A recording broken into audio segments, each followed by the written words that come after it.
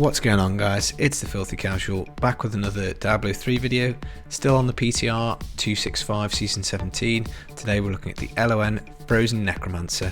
This is another speed build. It revolves around freezing, proccing your Krisbins as much as possible. It absolutely demolishes trash, and it's got tremendous single target damage, so the Rift Guardian will be gone in seconds. It's got 175% move speed. You aren't reliant on Ingeome.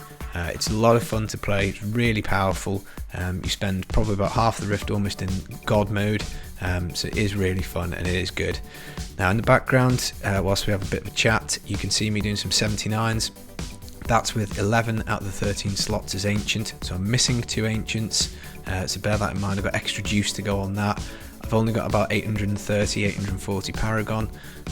My gear is not optimized, it's not all rolled tremendously, it's not got max rolls and everything. In fact, some of them have got the crappiest rolls that you can get, so the requirements of the build are not massive. Sheet damage, as I say, about 1.1 million, something like that, and absolutely flying through 79. So, you know, give some extra juice, it could be pretty good. But before we get into the build, the skills, the gear, I just want to say welcome to anybody who's new to the channel. Thank you to all those who subscribed off the back of the Blood Nova video. The response to that was tremendous. I have improved that build. I'm hoping to get an extra guide out by the end of the PTR, and that is also doing GR80 pretty quickly and very comfortably. I've got another poison build that I'm working on as well, so hopefully I'll get that out as well, but there's only a couple of days left, and RNG is being a little bitch to me, and I just can't get any Ancient Stuart Greaves. I've rolled, I don't know, re-rolled 15 in the cube, I've upgraded tons of rares, I just can't find them. So I'm going to set a like goal for today's video, 5 likes. Hopefully if we can get some likes, then RNGs will be kind and I'll get my Ancient Stuart Greaves before the PTR ends, but you know, there we are. But I thought I can't wait for this guide any longer. I've got too much to do, too many other builds to test, and in a way it's kind of nice because you can see the build at 800 Paragon with you know, with some of the bits missing, so you know, just to show that it does work as I described. So let's get into the skills. Now I've set this up so that you've got Corpse Explosion on your right click, and that is basically your trash or multiple target damage. This is the skill you're going to be primarily using for most of the Rift. And then on left click we've got Corpse Lance, which is going to be your single target damage. So Rift Guardian, Juggernaut, stray enemies, that sort of thing. Now we've gone for cold on both runes because it's obviously a freeze Necromancer, and Corpse Explosion. This basically explodes a corpse with a 20-yard radius, but it's the really important bit is the sentence on there at the bottom that says freeze all enemies caught in the explosion for 2 seconds. So if you hit something with your Corpse Explosion, it's frozen and it's going to get the triple crispy proc, so that's mega damage and that's really nice. Now the Corpse Lance also has a 50-50 chance to freeze, which I'll show you when we get to the gear, but this also has a stacking crit effect, so the more you hit, the greater crit chance you have. You don't get tremendous benefit from this because things vaporize pretty quickly, but again, it fits with the cold build, so you know, that's why I'm calling it the Freeze Necromancer, because both these skills will freeze your enemy. Now the rest of the skills are to either boost damage or toughness, or get corpses. So we're going to run Aura of Frailty, so we've always got a curse on enemies. That's going to give us extra damage and extra toughness, which you'll find out when we get to the gear. The Command Golem, this is an on-demand, just plop them down, 8 corpses, really handy, blow them up. And then you know, as you can see, comes back pretty quick because of how the build works. But that's corpse generation mainly. This is the button for killing elites really. We've got Blood Rush Molting. This is for mobility, so we get a lot of move speed off this again when we get to the gear, and also we leave a corpse at our location which we can then blow up, and again you can see that's back within, you know, 2 seconds or so, so a lot of utility from that.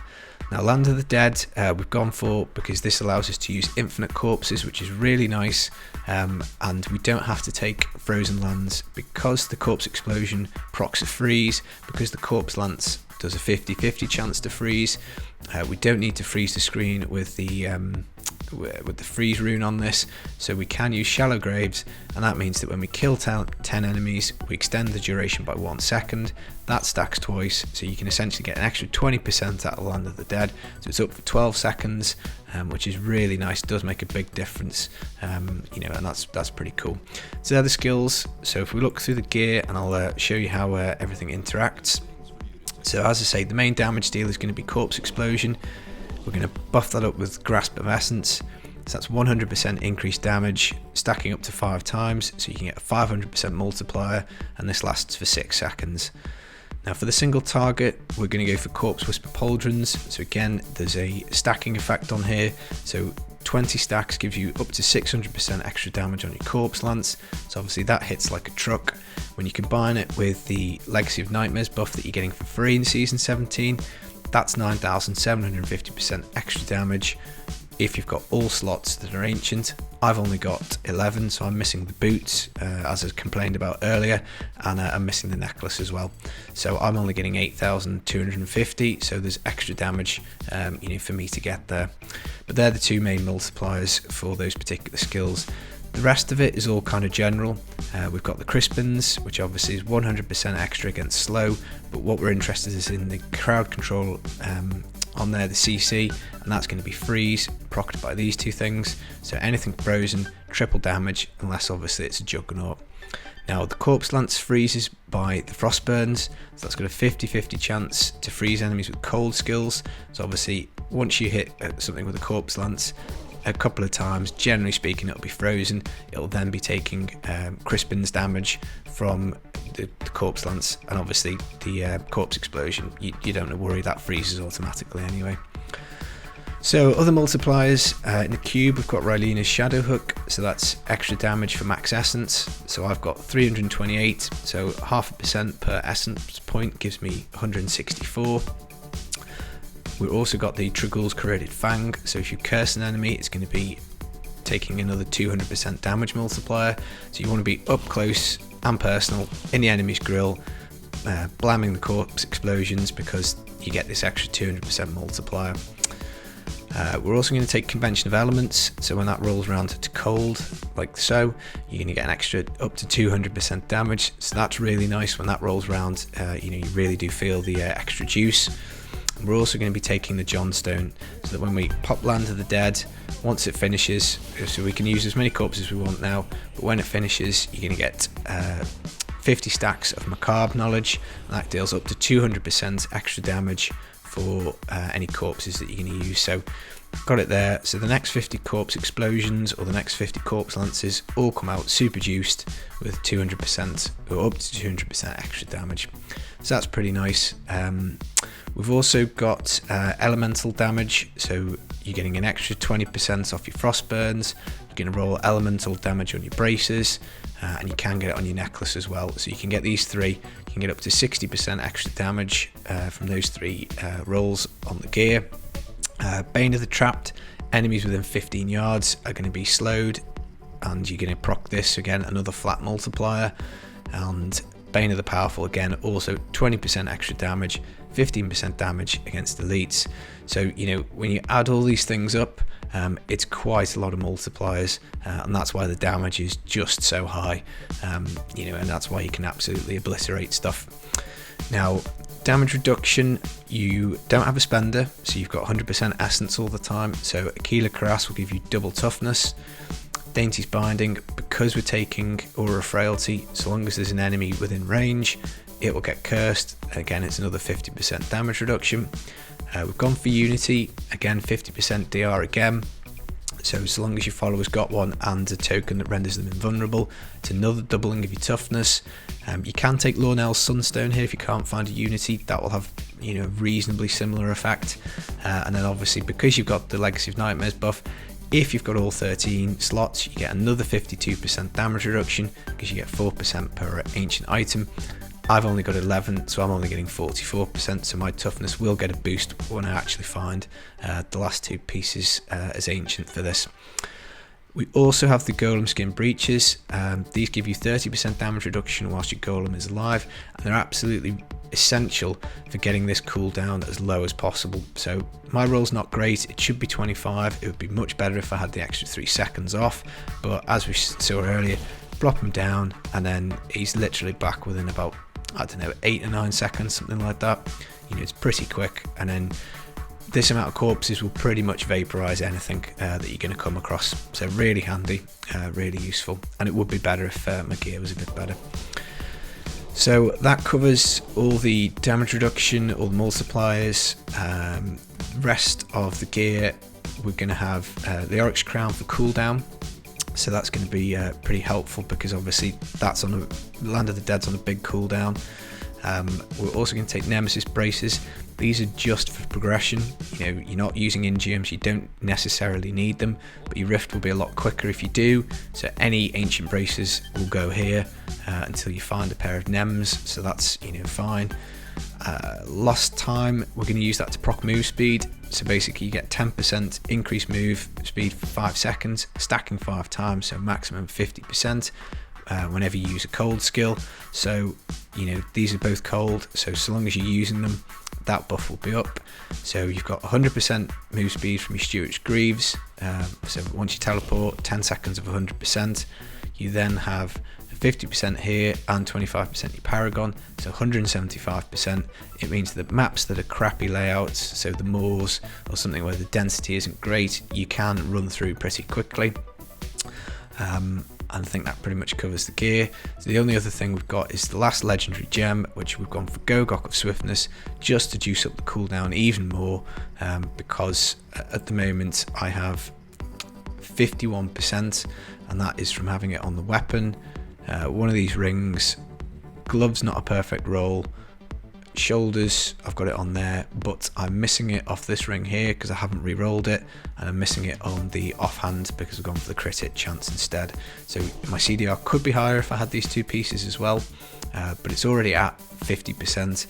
When we add in the Gogok stacks, then that's going to go up again. We're going to get another 15% CDR, and passive wise, we're also going to take Blood is Power. So if we lose 100% of our life, that's another 20% CDR. So again, that's another big jump in reducing cooldowns. So that's super handy. The rest of the passives, Overwhelming Essence, this is just more damage. We've got Shadow Hook in the cube, so that's another 20%. Standalone is more toughness. We only have one pet, so that's another 90% toughness buff for our armor, so that's really good.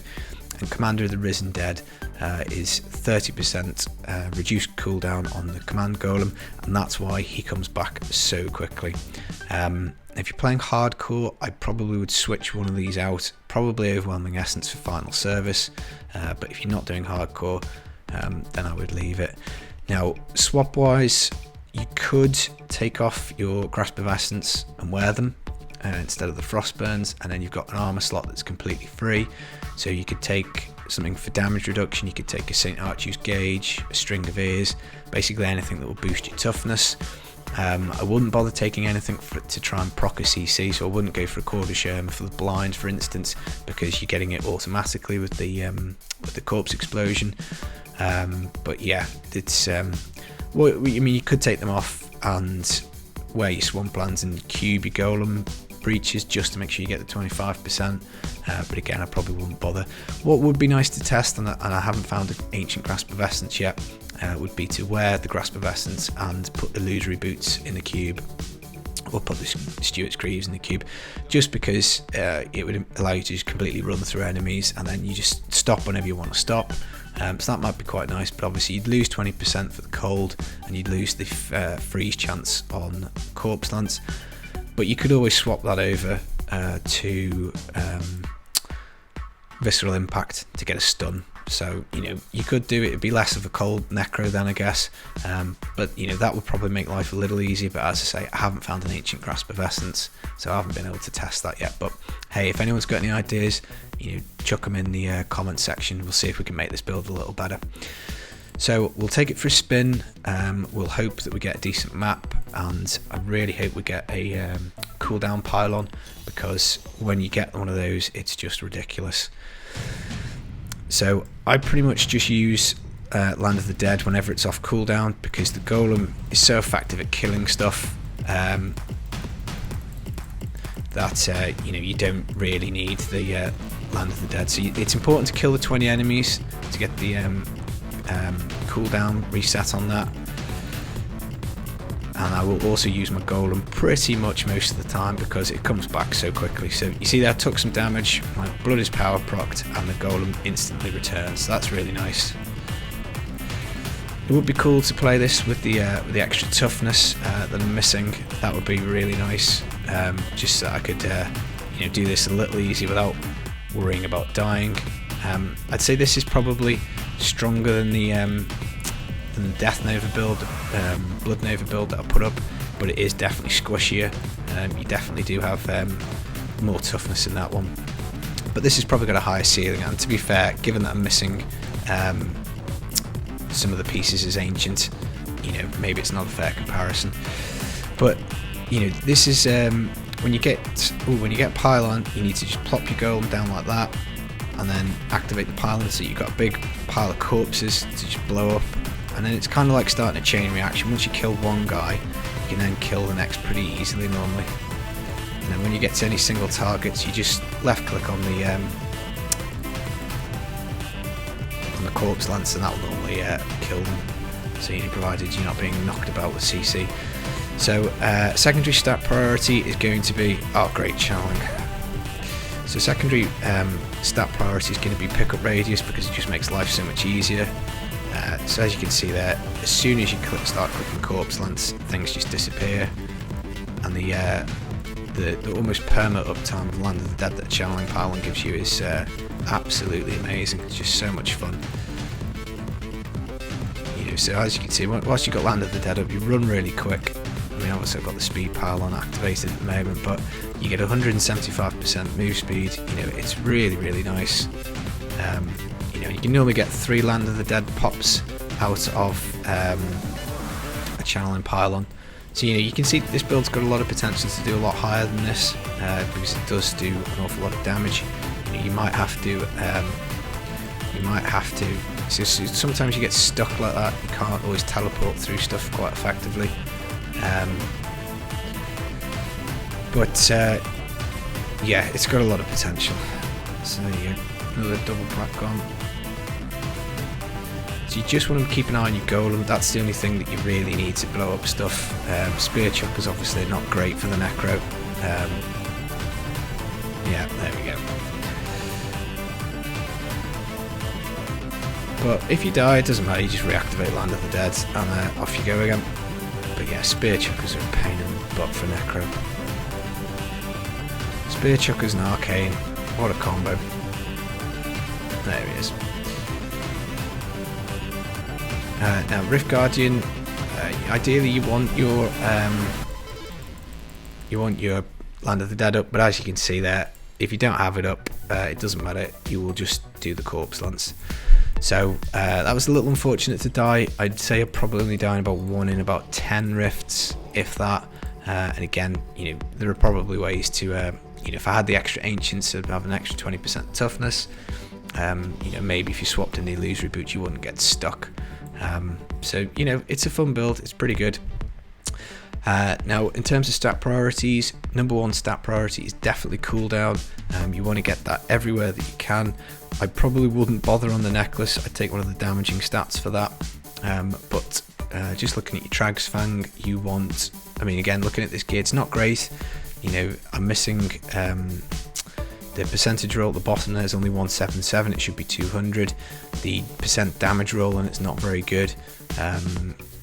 My convention's only on 157 for the damage roll.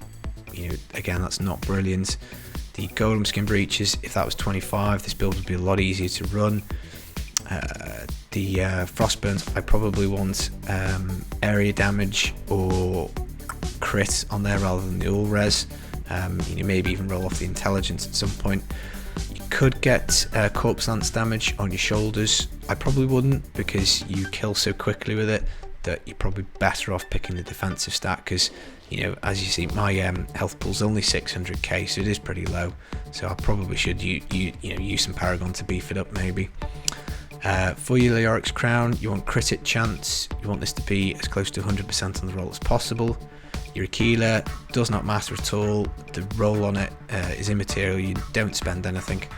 You can get corpse explosion damage here. That'll give you a nice damage boost. I haven't, because I'm going to use this for another build as well probably, or I have been using it for another build. For the lost time, you definitely want cooldown. You don't want to roll it like this. You want the 10% move speed if possible, and again unity, you're going to want your elite damage, crit hit chance, socket and cooldown probably. These braces are terrible. Yeah, they're ancient, yes they've got cold on them, but there's no crit on there. The intelligence roll could do with another 100 on it, and regenerate life per second is fairly worthless. It would be much easier for me if I had vitality or armor on there. The Johnstone, this is going to be a bit of a pain to get ancient and well rolled, but you want cold percent damage on it, and then socket crit. So you know, it's fairly standard stuff. You know, you want all your percentage rolls, dainties and Stewart's Greaves to be as high as possible, but you know, you just do your best with what you can find. So Paragon wise, you're going to get your move speed up to 25%. Max essence is really important. That's an extra 25% damage right there, so that's really useful. So you want to fill that out as quickly as you can, and then I've dumped the rest into intelligence. So you know, maybe until I found my extra ancients, maybe I should swap a few points into vitality, but you know, dying about 1 in 10 rifts, that's fine. You know, with this kind of squishy speed build, you're going to get caught out from time to time, but if you're hardcore, as I say, there are some swaps. For next set Paragon, you want to do cooldown reduction, then your crits, attack speed, then armor, life percent, all res life regen. For utility, area damage, life per hit, and then these two don't matter at all for this build. So yeah, so it's fun, it's fast, it is strong. You know, I would like to test it with my extra 2 ancients, and I think that 80 would be an absolute cakewalk then, mainly for the damage reduction. The extra damage doesn't really bother me too much, but yeah, there we go guys, that is the Frozen Necromancer. I think it's pretty cool, no pun intended. It is a good build, it is fun to play. You know, it's available for this season with the LON buff, so let me know if you're going to try it out. Let me know if you think it looks pretty good. Any suggestions are always welcome. So that'll pretty much do me guys. I'll catch you in the next video. I'll see you soon. Peace.